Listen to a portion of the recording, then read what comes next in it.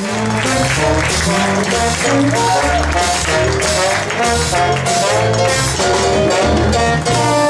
thank you guys so much. It is very cool to be here. This is such an awesome show.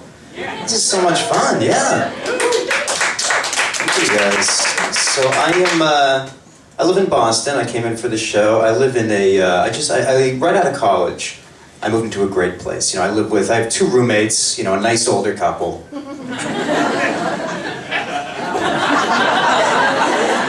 Yeah, they're my parents. It works out good too, because I lost my job recently, which is not great. I used to work at a Barnes & Noble, which, Barnes & Noble, it is America's biggest chain of public restroom in the country. So, I miss working there, because I've always loved books, and I've always loved language and wordplay, and, you know, I love a good metaphor. You know, to me, a good metaphor is like,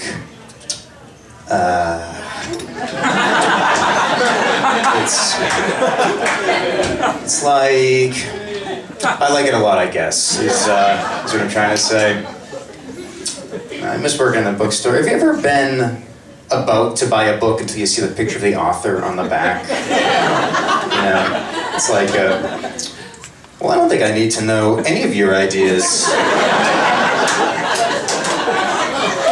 I think that mustache has told me the only story I need to hear today.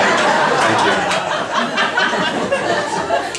you. So the bookstore that I worked at, it was actually the Harvard University official campus bookstore. I worked at Harvard. I didn't go to Harvard. I went to a place called Brandeis University right outside of Boston. And great school. I liked it there. The way that I always like to describe Brandeis to people who are maybe like unfamiliar with it is, do you remember being in the first grade? And everyone is coloring in pictures. And there's one kid down the end of the row, and he's quietly eating all of his crayons. Well, he goes to Brandeis. He goes up, that's where he's up to.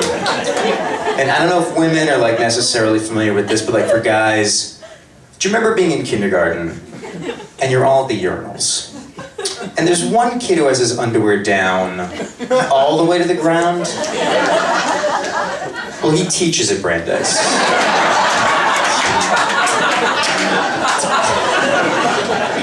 It's the kind of place that was. I don't drive, so I'm constantly riding the trains. I'm always on public transportation. I think we can all agree, crazy people never know when they're crazy, right? I think I found the moment when you know, and that is this.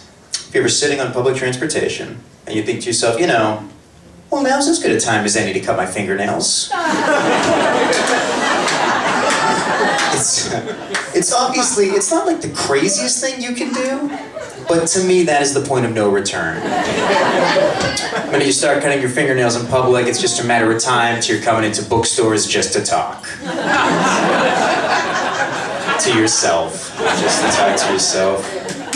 They have a new ad on the trains in Boston. This is 100% true. It says, are you an otherwise healthy male, age 26 or older, who experiences problems with ejaculation? And then in parentheses, it says release of semen. Is that definition really necessary? Are there enough people reading that sign and thinking to themselves, yeah, you know, I often do experience problems with making sudden utterances and exclamations. Oh, release of semen. Oh, that type of ejaculation. No. Constantly screaming things out, but otherwise I'm a pretty healthy ejaculator.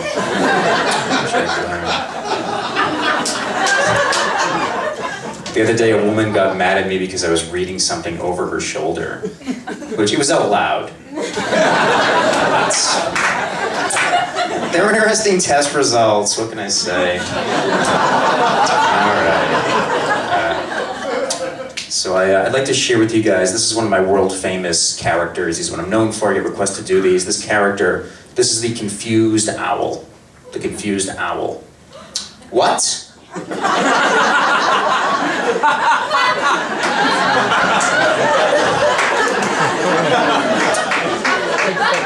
So I do some writing.